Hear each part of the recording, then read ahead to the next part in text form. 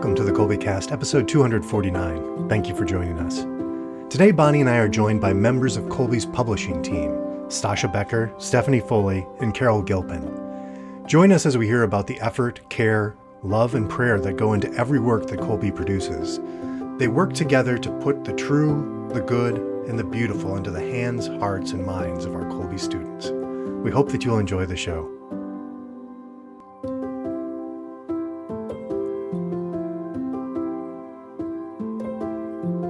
Hi there, I'm Bonnie, Kolbe homeschooling mom of 4 lads and lasses, liturgical musician, popcorn, and podcast fanatic.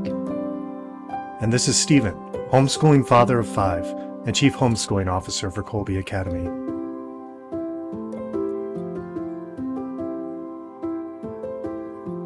We always like to shine a spotlight on our Kolbe staff who work behind the scenes, bringing all kinds of Kolbe goodness to our families. Today, I'd like to welcome Stasha Becher, Carol Gilpin, and Stephanie Foley to the Kolbe Cast. Welcome, ladies. Thanks for coming. Hello. Thanks for having us. Hi, Bonnie. Thank you. I'm excited to be here with you all today. I'm very glad to meet you all. I've been wanting to have this conversation for a while because each of you contributes to some of the published materials that Kolbe has been putting forth into the world, more so all the time here recently. All that stuff really fascinates me, and I'm just curious to hear how each of you contributes to that and the whole process to bringing the publishing side. All of that is so fascinating to me. As longtime listeners will know, my sister Hope is a Kolbe alumna. She graduated in 2011, so we are fortunate to have her collection of Kolbe publications. I don't know if they're vintage, maybe legacy. I don't know. We have some Kolbe publications from her day, quite a collection of them. I'm very grateful to have them. So it's really been neat to see the new editions come out. There are all kinds of materials, plus new things, new textbooks, Jordan's book that we've featured several times, all kinds of, probably more that I don't even know about. So that's what I want to hear about today. I want to get to know you all a little bit. Stasha, let's start with you. Will you tell us about yourself and your Kolbe connection? Yes, I will. Thanks, Bonnie. I feel like I'm meeting celebrities in real life because when I first really heard about Kolbe, one of the first things I did was listen to your podcast. Oh, fun. Just being soothed by your voice all those years ago and then being able to be on the other side of this podcast is just, it's humbling and amazing at the same time. So, my name is Stasha. I live in Minnesota. Usually you can tell right away that I'm from the Midwest when I say that.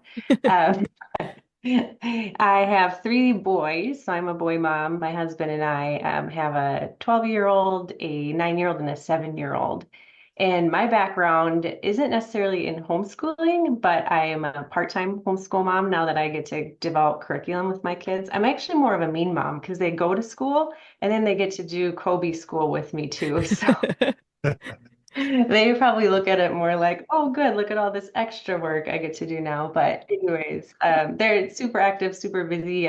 They all play sports, and it's just like the funnest years to be able to mother them and be working in curriculum that I know is for our Kolbe students, and then I get to test on my boys at home and do it with them too. So, oh, nice. Yeah. Okay. And so tell me how you contribute to the publishing team.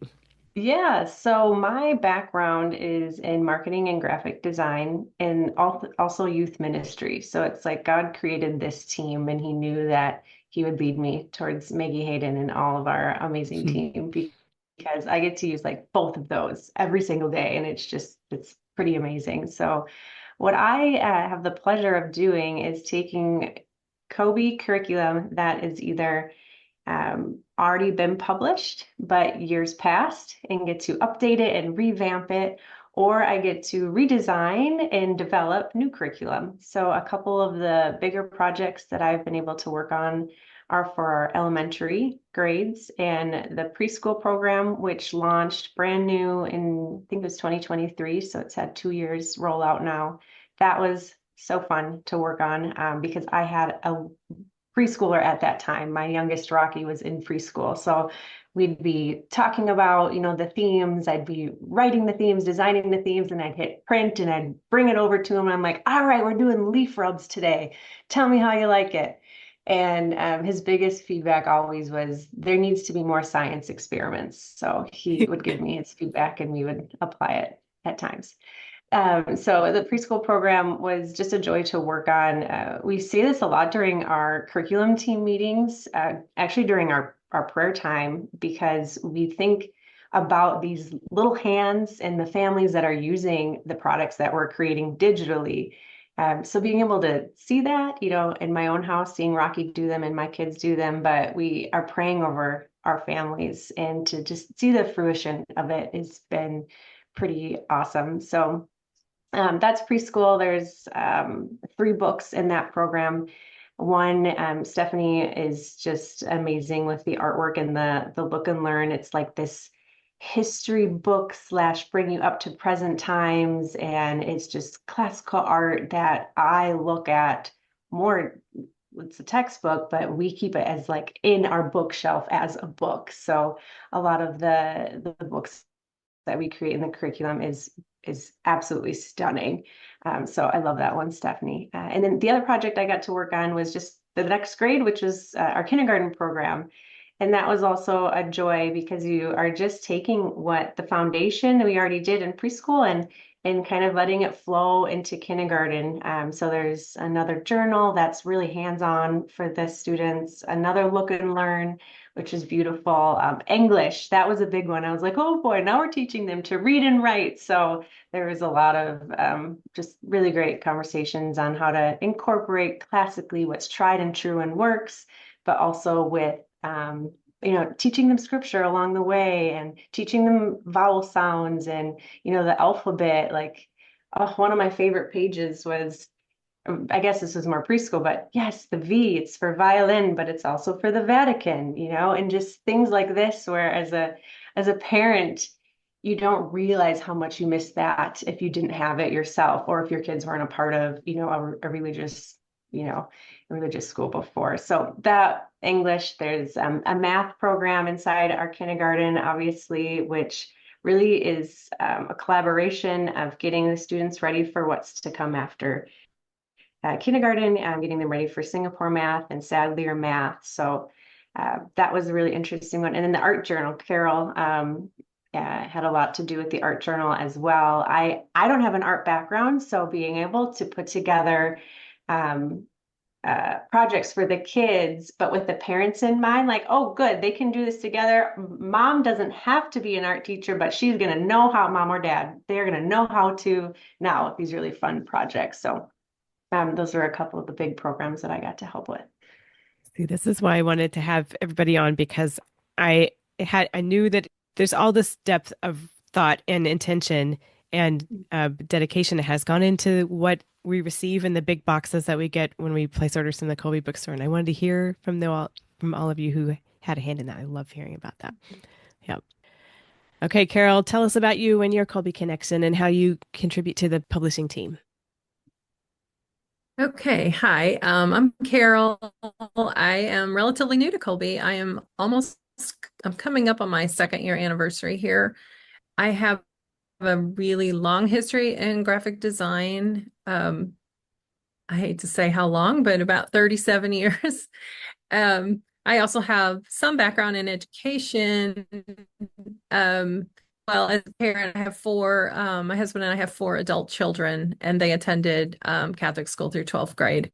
So, and I had experience on elementary school board, and I was a substitute teacher, and I was an adjunct professor of art for quite a while. I have education, which has been really, really helpful in, my new role here at Kolbe. This has just been the biggest blessing in my life to join Kolbe. I've sort of retired from a business that we owned for many years. Wasn't sure where I was going, and I kept seeing Kolbe come up on Instagram, and just with families that I follow that were talking about it. So I got interested and started looking at the website, and I was like, this is so cool. I want to be part of this. And one day I checked and there was a job. So I feel like God just put all the pieces together for me to be here. So what I do is I design a lot of the books and do a lot of the production to be sure that the files are print ready. So when I get the product, a lot of our development team has worked on it extensively before I get the materials. And then my job is to put them into the book form and do the visuals. And it's just so important, like Stasha was saying, we put so much of the classical elements throughout the books. And it's just been an amazing experience to, just jump in and be part of that. Stasha already did so much work on the lower grade projects before I joined Kolbe. So we have this really beautiful theme going throughout all of our lower grade books. So I've had the pleasure to work on all different grade levels. And it's just really been, it's been really fun to just we do a lot of research to make sure that we're doing everything age appropriately. We do a lot of research into the fonts, into the type size, into how many words should be on the page for a child of this age. It's not just, oh, I'm just going to throw this together and it's going to look nice. There's a lot more goes into it. And I'm just happy to be part of that process. And it's just been a big goal of mine to make all of our books, very readable and, very accessible to the children. We just really want, like, when a child opens a book, I don't want them to be overwhelmed by what's on the page. I don't want them to shut down when they open the book. I want them to open the book and be excited and want to learn and want to dig in. And that's a big part of my job, is making that happen visually so that the child can really connect to the material and get excited. So that's what I do. On that readability note, I have a daughter in 10th grade reading the Roman history and literature, and she was just commenting unprompted today. She was like, this one is so much, she's talking about one of the readers that has been published by Coley recently. This is so much easier to read than this other volume that she had just finished that had, a classic, unabridged, different publisher. One of the ones that's been around for a long time in the Colby, I almost called it repertoire, but you know what I mean. So, she had just picked up this new one and was commenting on how readable it is. And I told her at the time, I'm going to be talking to some of the ladies who had a hand in making that like that today. So I wanted to pass it along to you all, how she picked up on that. So it doesn't go unnoticed.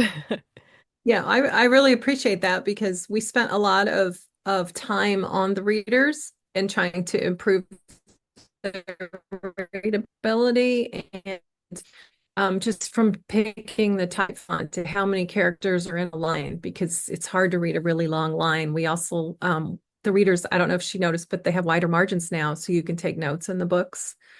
So I think we've done a lot to just improve the enjoyment of reading the books and also making them functional for the note taking. So it's just, that makes me really, really happy and excited to hear that she noticed, Yes, she did. that it was easier. She did notice, and she appreciates the kind of cleanliness of the page, that it's easier for her to focus on what she's supposed to be reading. But there's a place for footnotes and all the different things like that. Those are necessary, and she appreciated how these are laid out. So I'm glad I got to pass it along to you. Yeah. That's great. That's a great testimony. Yeah. I love already how clear this is working in with classical education. The ideas with the transcendentals that you've been talking about, the good, the true, the beautiful, bringing those in, but also that sense of wonder, even that you've already mentioned, that, when you're a child picking up a book, or a high schooler picking up a book to read, I mean, if you immediately open that up and you're just like, ugh, this is going to be miserable.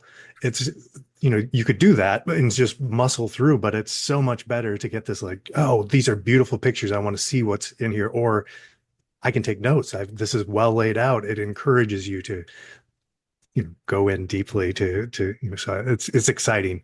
I'm not surprised. I've been around some of you for a while, but it's fun. Yeah. It's definitely a huge goal of our department that everything that we put out is very visually engaging. So the content, of course, is number one, the quality of the content, but we also want to make it very visually engaging for the children. It makes a huge difference. I know that myself. When I pick up something, I'm like, I want to read what this says, but man, it's very intimidating to look at. Whoa, there's a lot of ink on this page, and whoa.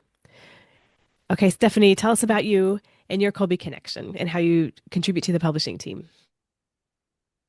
Hi, Bonnie. So I'm Stephanie, and I am a copy editor in the curriculum development department. And my Kolbe connection is actually that I am a Kolbe alum. I went to Catholic school for elementary, but then junior high and high school, I went through Kolbe and had an amazing experience. My older brother had started Kolbe a couple years before I did in high school, and then I started, and then my younger brothers they actually went all the way through with Kolbe. And so that's been really fun to re-engage and see all the fun ways that Kolbe has grown through, the while since I've been in junior high and high school, has been really great. But also the ways that the education hasn't changed has also been really fun, and re-engaging with the texts and the content that I learned back in the day, and being like, oh yeah, I remember this, has been really fun. So I live in Northern Illinois, about like an hour west of Chicago. And like Stasha, I have 3 boys. Our boys are almost the same age. My oldest is 14, and I have a 12-year-old and an 8-year-old. And similar to Stasha, I feel like it's been really fun to engage with the Kolbe materials as we're creating them, and see how they're, see how they're working on real life humans, especially boys. I feel like sometimes is hard to get them engaged. And so that's been really fun to take what we're doing here and apply it into our day-to-day life. They feel like I'm way smarter than I actually am, because I have a really fun job as a copy editor where I'm looking at work from preschool to 12th grade. And so it's really fun to be able to engage in kind of the full spectrum of education, and kind of take the parts that are like, oh, this is so fun. Like, let's just jump into this or jump into that. Or if they have questions, I feel like I can be like, oh, I was just working on that. Let me take a look at the, astronomy course that I'm working on. Or if they're like, oh, but what read aloud should we do next? I can be like, oh, let me look at the, summer reading list, and let's pick from that. So it's been a real blessing working with Kolbe, with my own kids, especially having them being school aged. And yeah, I feel like I have a really fun job. I've also started doing some writing, as Stasha said, with some of the younger grades, helping out with the teachers, kind of make the plans for each week. And I'm just assisting with some of the research and writing of that, and kind of helping to put the books together for the publishing department. So I've helped on the kindergarten look and learn, which was so fun. And also the art history course. I worked with Therese Prudlow, which she's amazing and so brilliant. So I helped with a book, the art history book for that course. And Carol did a beautiful job on the designing of that. It's so gorgeous. But yeah, so I feel like I get to just collaborate with so many people here at Kolbe, and that's been really fun. I know it fits in with one of the things that I've been thinking about, and how, I mean, because sometimes people say, well, you're a school, why are you producing materials? But what people don't understand is in the homeschooling world is sometimes there's just not a thing out there that is good, or is of what we would really want. And so that's where you're creating new things. But even when you're using these classic texts, I mean, there's all sorts of translations, all sorts of different editions. And I mean, the last thing you want as a homeschooling parent is it says, okay, go read this. And you tell your child, okay, go find that. And they're like, what book is that in? Or how much am I supposed to read? It says this, but it doesn't match up. Or, so like when you're talking about putting together these collections, how wonderful is it that you've already had the edition, it's been vetted, it's in a beautiful format, it's in one book where you can say, go pick up your Cicero reader, it's on this page, read it now, rather than have to scramble around, looking for things. So just the availability, the simplicity, again, we talked about the beautifulness of this, and then also just meeting the needs where they're not there. It's just fantastic, I think, what you're all doing here for all these families out there. Yeah. No, I would totally agree with you, Stephen. I think one of the benefits of especially the Kolbe readers and the way that the course plans are being set up, is that they're constantly being reevaluated for real students, right? And there's a nice aspect of that. Kolbe's been doing this for so long, and there's just so much feedback from parents and real world experience of how students are engaging in these texts. And so you can say, okay, these are the aspects that are key, rather than saying, oh, they shouldn't read primary texts. Kolbe is saying, okay, how can we make this where students today can read? They should be reading these primary texts. This is important, but let's make it in a way where they're getting, they're getting what we want for this age group or for this grade. And so that perhaps they can go on and read more later. We're really, what foundational texts should they be reading so that they're prepared to go on in their adulthood? I think that the readers are really carefully crafted in that way of, I know that as a copy editor, I know that I've seen multiple versions where I'll make sure that something looks good, and then it'll go to a number of people throughout Kolbe, and it will be vetted by teachers, by advisors, by administrators. I mean, a lot of people have a look at it to make sure that it is appropriate for kids. It is what is best for kids and parents, and that it's both not overwhelming, but it's challenging enough. It's meeting them where we expect their standards to be. It's a high standard, but it's not an overwhelming standard, which I really appreciate, the care that goes into that, of making sure that the content or the foundations that we want our children to have are there in a way that's most appropriate for them. So I think especially with classical education and of having a classical education that is good for and not overwhelming for a broad number of students. I've definitely seen that in my work for sure. I really like that aspect. I mean, like you're saying, with classical education, sometimes we want to really dig in deep for the whole work and really kind of master that or whatever. But there's a lot of things where it's just like, we want to introduce these ideas and these authors and these thinkers.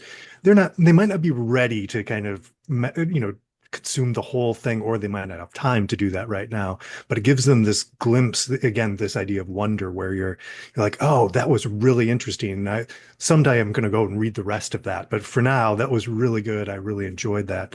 I love that aspect that you can bring about with that careful putting together of some of these works. Can I do an early education elementary plug on this topic? Because Sure. it's so wonderful to see how we're doing this from like laying the foundation with the littles. So for instance, in the kindergarten program, we're empowering parents to teach their children about the catechism. And if you would have told me that as a mom, like, what we should do for kindergartner is teach them the catechism, I'd be like, holy cow, that's a really big book. I wouldn't know where to start in it. At times, maybe that confuses me, but there's a lot there. We've developed a way for us to teach our kids in little bits and pieces, their faith and the formation of their faith in such a beautiful way. And, for children that age, a lot of it is imagery. But a lot of it too is really the foundation of Kolbe too, the Ignatian method of meditating on it. Okay, so let's read it. Now, what does that mean to you? Like, what's God saying to you through that? Or even with prayer, when we're teaching the children in the preschool program, just the sign of the cross, or the Hail Mary or the Our Father, going through it slowly and memorizing it, or memorizing scripture and then meditating on it. And hearing their answers is just about the best thing ever. And that's when I wish I could record certain things. Or I've actually asked God, I'm getting really personal here, to store up those memories. So when I'm in heaven, I can just have them replayed over and over and over again. I'm like, oh Lord, that was so cute. Will you just let me never forget, how my son views Mother Mary in this way, so it's a really beautiful experience for a parent to have tools like that to teach their young kids. For sure, Stasha, I'm glad you brought that up because I was thinking about our history program for kids and how we do the same thing, the church history, and also, the little bits of the classical history, but it's taught in such a way that, it's like I see the threads from third grade and fourth grade history that are showing up.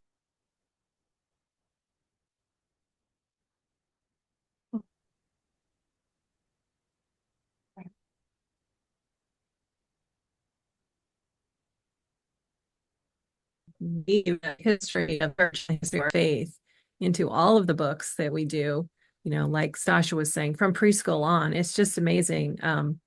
We were speaking earlier about History 3 and, some of the beautiful Catholic figures and stories about our faith that are in the book. And I think that's the one thing that's struck me the most jointly is that, these kids are getting this in such a wonderful way in their textbooks. I mean, my children went to Catholic school, but they had secular textbooks and there was no history of the church side religious because the history books were secular. And I just think Kolbe has just done an amazing job of just weaving it through every stage, the classical, most importantly, our faith. And I just think the whole team is just so cognizant of that and how it all needs to be, the main focus of everything that we do. And it's just really amazing the content we're putting out for these kids. Yeah, well, something that I would add to what Carol was saying about the History 3 is I do think that something that I've recognized with Kolbe, especially of having school-aged kids, is that they've really incorporated both the best practices of education and like the core of classical education of having that be the focus, but also just the childhood development. Something with the third grade history course is that it's all narrative based. It's all about biographies. It's each lesson is a different person throughout history, from the ancient times to modern times. And something that I noticed, honestly, after we had developed it and after I had kind of, read through all of it, I came to appreciate just the developmental interest of kids in third grade. Like my kids love the Who Was books, the What Was book. For some reason, like at that age, they love nonfiction or like story-based nonfiction. They love to learn about history, but in a story form. They love to learn about certain people during history. They love to learn about certain events during history. And because it's just more engaging, but they're also very interested in that because they're starting to learn about like, oh, there's a whole world out there.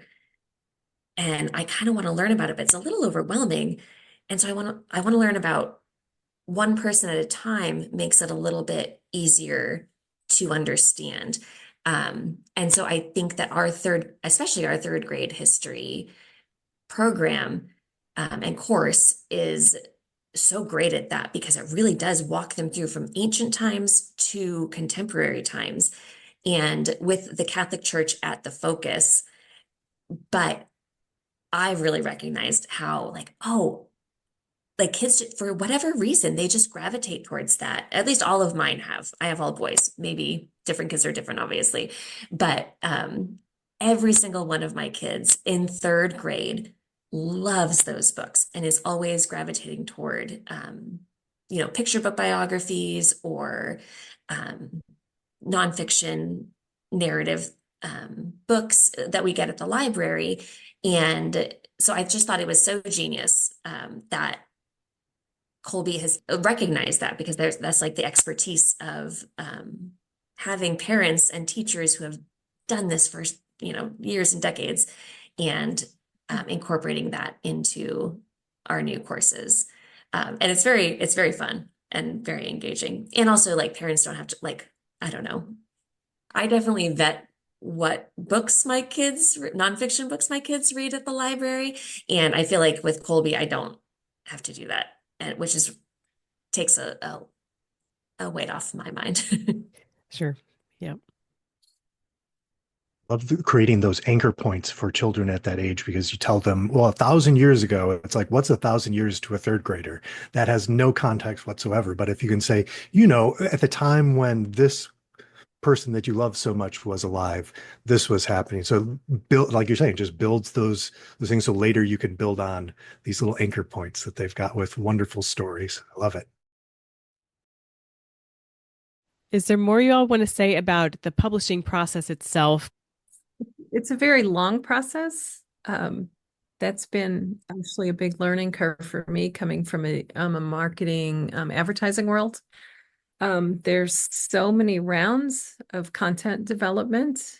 And then, like I said, then, when it gets to me or Stasha and we start actually building the book, sometimes that takes months. The history books took many months to build those books. I mean, we actually build each page individually. It might take us a few hours to build a page, depending on the amount of content. We're talking about books that are, 290 pages in that range. So it is a very long process. It is all done very meticulously. There's no magic bullet. You don't just press this button and say, build a book. We build in InDesign. A lot of the artwork is done in Photoshop.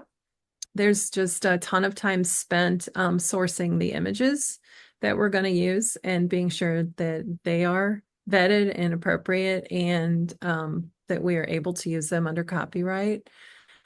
It's a very long, complicated process.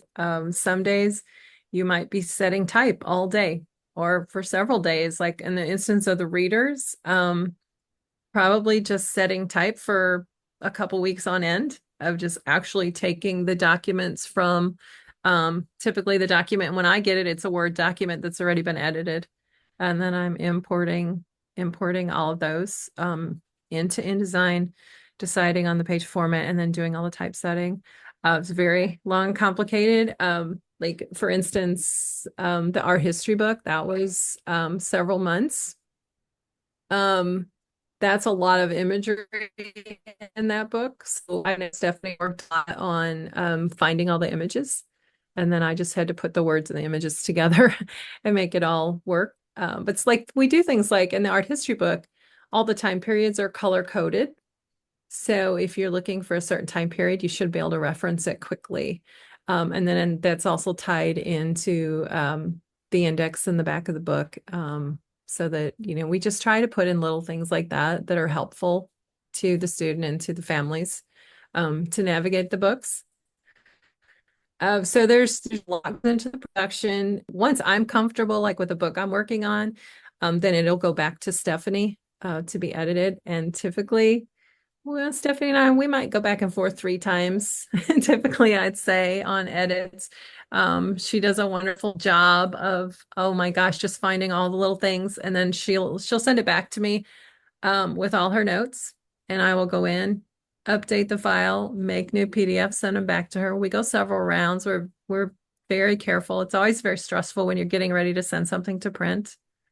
But I think we're very meticulous about it. And then when Stephanie and I have agreed that it's ready to go, then we get a test print made, and we actually look at the book in printed form first and review it all again before we eventually say we think it's actually ready for production and to go on the bookshelf. So every book is several months. Some books I found have been more than a year in production, in development and productions. I know the bigger textbooks are years. So it's just, I guess I would just like to say to our families that, we do everything we can to ensure that it's really right, that it's really the product that it should be, the best thing we can give our families. You don't really even think about a lot of those things if you're not putting books together, because I mean, whenever you have a beautiful book in front of you, it's lovely and you're going through, but when you see, especially with the development of like Amazon, where people are self-publishing and they're throwing together things, and you think, why is there just one word on this page, or why is it, why are these margins all off, or, and then you see when it's done poorly, just how much work it must take to get it put in and make it actually look beautiful. But normally you don't think about that, you just, because all of the work is just done quietly behind, and you just get to enjoy the fruits of that work. But Well, and that's good. That's what it should be like, that everybody just gets a book and it's just this beautiful, magical experience. I've worked in a lot of fields in retail. I've designed a lot of packaging and catalogs and advertising, things with very quick deadlines and very technical but quick deadlines. And the Kolbe process is just, it's so good and it's so much better. And it's so wonderful to know that, you're designing something that's going to last. It's not going to get thrown in the trash next week when the sale's over. It is a lasting quality product. And the team is just amazing. And everybody works so well together and brings so much, and the depth of the talent, a wonderful group of people, and everybody really cares that the end product is the best. So, and I think you see it in our books. really, I think so, yeah. Yeah, I would second that we want to create books that aren't just used, but they're reused. And a lot of our families do that because we have multiple children in our Kolbe family. So a book that lasts, that they want to reuse. Sometimes I'm like, well, I need a book to use with my kids, but then I just want one to keep on my shelves forever because this is so wonderful. But I can't tell you how many conversations, and again, prayers, that our team just says things like, what's best for mom and dad? How can they use this best with their child? How can this teacher manual help mom and dad the best, from font size to, the breakdown and the outline? And how can the margins on this page be best for a tiny little hand or a left-handed person? I have all lefties in my house, so I even think about that type of stuff, and we'll open the books as hard as we can and see, if pages fall out or if they don't. So there's a lot of thought and a lot of prayer over our Kolbe families and how they literally use the books. I also think a nice aspect of the process is how collaborative it is. I often am at the end of the process, and so I really do see how many hands touch. I think I mentioned this earlier, but like just how many hands touch it, but also how like the Lord uses so many people's gifts to like create these products. It really does feel like a process of like creation of like the body of Christ creating something, because like Carol and Stasha and Stephen and Maggie and all of the teachers, whatever teachers have written or laid out, like, I mean, just there's so many hands that go into it, and that's just a really beautiful process to see, of that the Lord is using everyone's different gifts to create something beautiful. And also that our Kolbe families, their gifts are then being used through these products. Like there's an aspect of this process that we don't even see. Like we see so many hands touching this, but we don't see the little hands or the parents' hands touching it. And there's so many different families that will use this in different ways. And so that's a really fun, like, aspect of it too, of that we see such a long process and how much care goes into this, but the final product is how it's used with families. And that's like a beautiful aspect that we don't even see, maybe the most beautiful aspect that we don't even see. And so that's a really fun thing too. I think what Stasha said of like, what are these moments that like you ask the Lord to, replay these? And actually, I was just reading Voyage of the Dawn Treader with my son last night, and there was a moment where Lucy is like reading in the magician's book, and there's this beautiful story, and it's the most beautiful story, and she can't remember, like, it's the magician's book. She can't remember it afterwards. And she asks Aslan, will I ever remember this story? And he says, yes, I will tell it to you so many times. And when you said that, Stasha, it made me think of that. But I also think like for our families of that, like those moments are going to come for you as well. And we don't know those, but we want to participate in those as like creators of this. And like this, that's what we're making them for. We're not just making them to be like sitting on a shelf. We're making them for families to use. And we hope that those will be like stories that the Lord will tell us, that we'll share in heaven, I guess, that we'll all gather around and be able to hear about, you know, the story of each person's preschool or kindergarten or, you know, third, sixth, 12th grade, you know, experiences with these books. And that's a really exciting thing. What a beautiful image to contemplate. That's so lovely. All right. So thinking about the team that you all formed, what about for the students and parents, other listeners who are listening to this thinking those jobs sound so interesting and I would love to do something like that. What tips might you have for those who are aspiring to work in any of these fields or any part of this publishing field? Any thoughts there? I'm a copy editor. I have a communications degree, journalism from Franciscan University. Great school, love it, my alma mater. I met my husband there, so you know, great place, fun memories. Yes. But I think actually what's interesting is for if people being interested in education specifically, I think all of us have mentioned this at some point in some way, but all of us kind of come from marketing, and marketing is a great way of like, it's very fast. It's very like, you got to write, you got to design, like I do think it's a really great place for kind of cutting your teeth on things and learning a whole bunch of different ways of communicating, a bunch of different, like you have to know your audience. That's super helpful. I come from a bit of a marketing background from like Catholic radio. That's been super helpful for me. But as far as like copy editing, I feel like copy editors get a bad rap for being like grammar Nazis or like sticklers. I'm just here to dispel all the notions that you have to be a stick in the mud to be a copy editor or like judgy of other people's grammar to be a copy editor. Because a big part of it is like curiosity of like enjoying reading a lot of different things.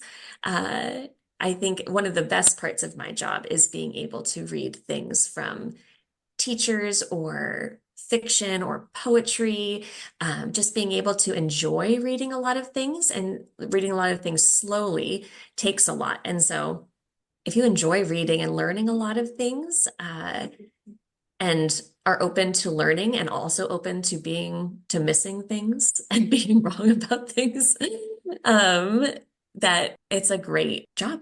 Okay. I highly recommend it if you're interested in that. If you then just like read all kinds of things and learn all different ways of the ways that people write and different styles. I was trained in AP style and Kolbe uses MLA style. So I'm also learning. You know, it's just always a learning process. So I think if you're very curious and always open to learning, then I think those are the most important things of being a copy editor, honestly, and attention to detail and, you know, all those things. But I think those are the most important things.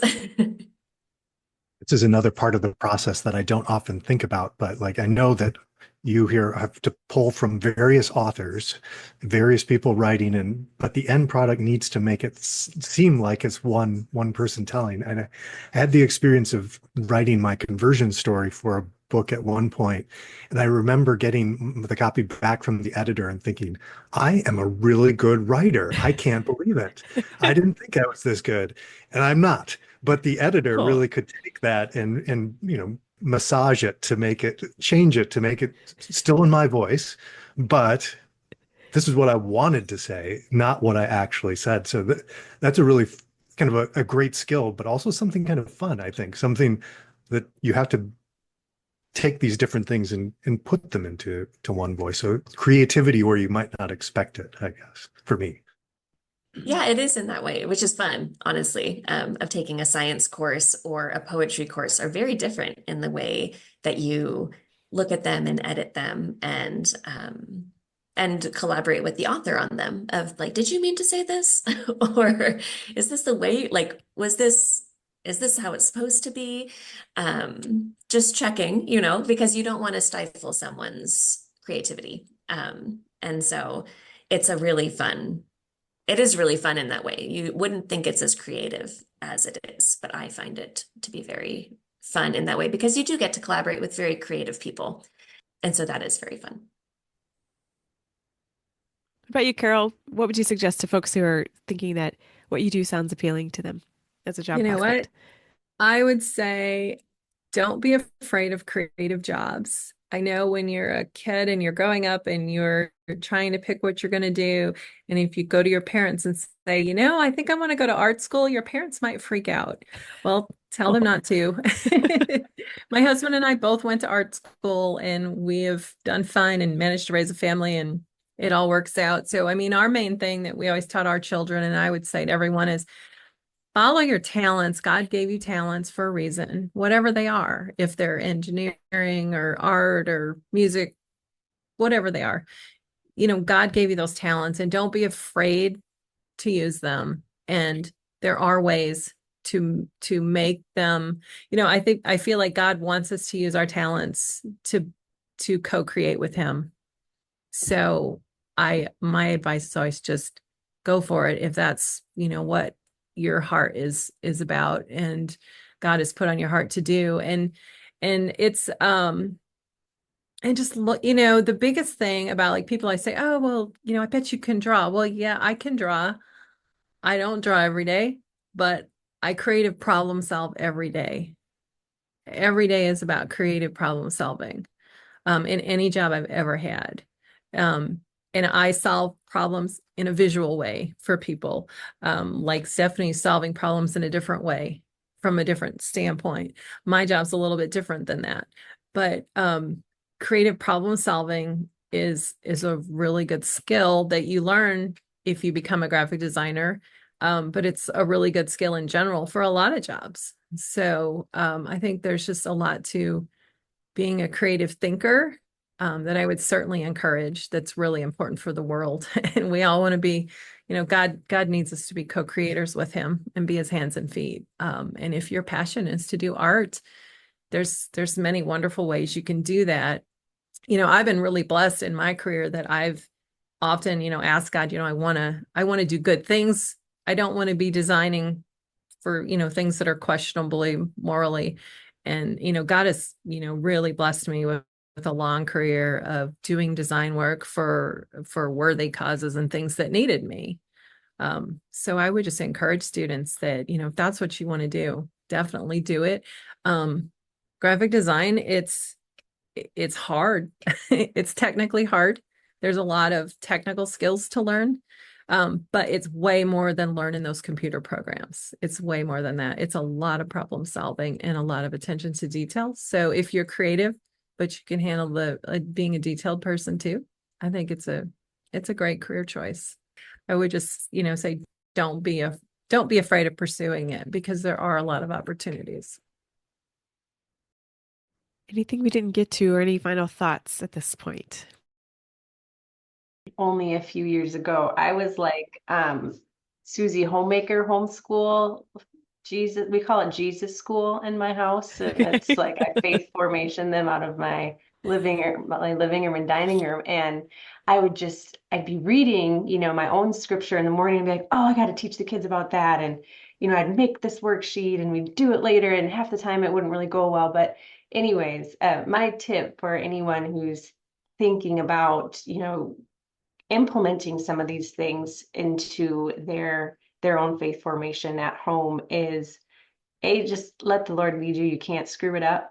You can just have faith the size of a mustard seed, and God will just fill in all your gaps, and it will turn out so beautifully. And I think I've learned a lot of this too on listening to your podcast, Bonnie, and listening to stories of other homeschooling parents who are like, the something might have to give, right? It might be crazy, it might be messy, the dishes might not always get done, but the time that you put into whatever you want, whatever subject you want to be teaching your kids at home, it'll be so worth it. But anyways, I guess I'll just share a story about what I'm trying to implement right now is doing the rosary more as a family.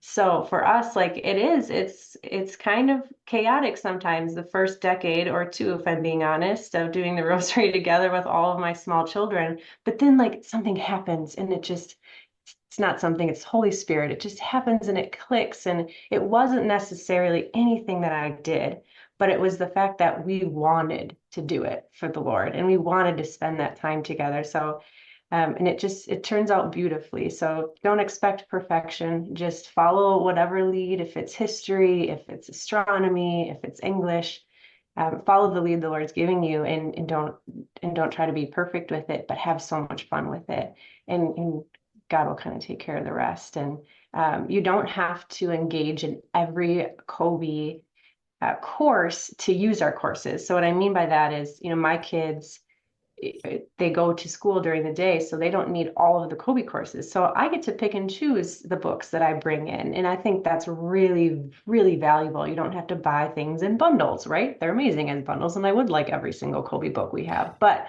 for right now, we're focusing on history, right? And that's the book on the table. So that would be the other just cool tip that I have would be to share is just you can do one thing at a time, and it will provide fun memories.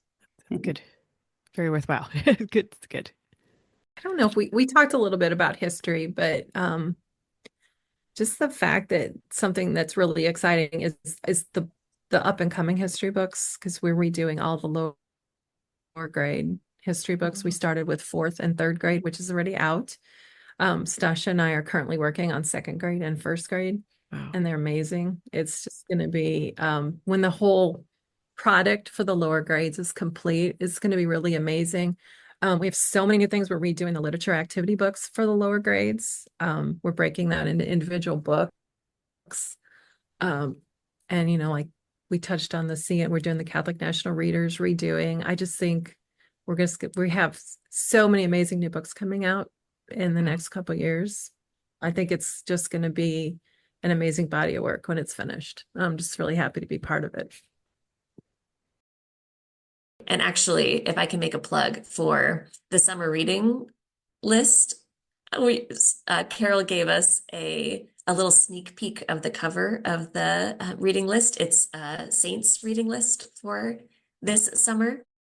It's so great, and it's a perfect example of being engaging for young kids, but also there is a classic art background that she put, because that's who we are as Kolbe, of incorporating the modern and the classic. And so bonus points to parents if they can identify the classic art that is the background of the summer reading list. So keep an eye out for that. Thank you, Stephanie. That was really sweet. I have to put a shout out to the angels, because when I start these projects and I need to come up with something beautiful, I always ask the angels to help me. And they come through every time. And it's funny because a lot of times I'll pray about it and I'll go to bed, especially if I'm stuck on something, and I will always wake up at 2:30 in the morning with an idea. And I know it's because the divine is saying, okay, that's what we're going to do. That's what Kolbe needs. So there's definitely that aspect to everything that we do, for sure. It's not just us coming up with the ideas. It's the overall divine influence on Kolbe. Beautiful. I'm really grateful y'all came to tell us about it and get to visit with you today. It's really been fun hearing about the process and getting to know each of you a little bit. And I sure hope you'll come back and visit with us again and keep us up to date on what you're working on. This was awesome. It made us really think back to all the projects that we've done and Yeah. made us so proud. Mrs. Maggie Hayden needs her whole entire own podcast show, like episode, because it made us so proud. It made us so proud to go back and think of all the projects that we got to have a hand in. And it's her work and combination with all of the amazing teachers that we have here and our executive team. But then it comes to Maggie, to us, and how she can put it all into this beautiful theme. And for every single project, we're so blessed to have her and to really be following in her footsteps. We just put it onto paper form.